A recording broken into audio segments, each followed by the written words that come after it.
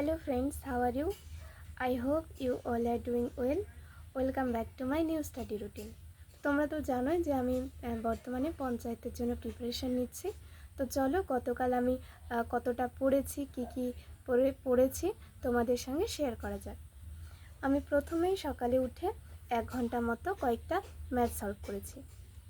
এরপর আমি 1 ঘন্টা তরুণ গ্রোভার স্যারের যে আমি ভয়েস সেন্সের ভিডিও দেখছিলাম, সেখান থেকে আমি ভয়েস সেন্সের 3 নাম্বার ভিডিওটা সম্পূর্ণ দেখে কমপ্লিট করেছি এবং কনসেপ্টগুলো বুঝেছি 1 ঘন্টা।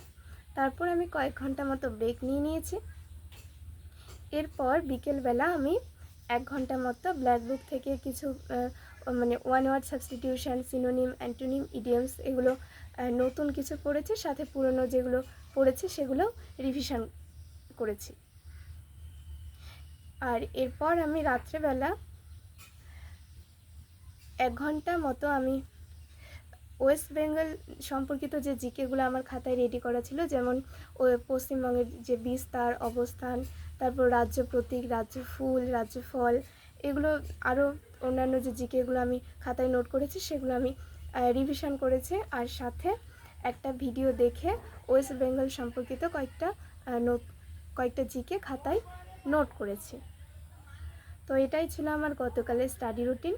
তোমাদের যদি ভিডিওটা ভালো লাগে অবশ্যই একটা লাইক করে দিও, চ্যানেলটাকে সাবস্ক্রাইব করে আমার পাশে থেকো। আজকের জন্য এতটুকুই, আবার দেখা হচ্ছে নেক্সট ভিডিওয়।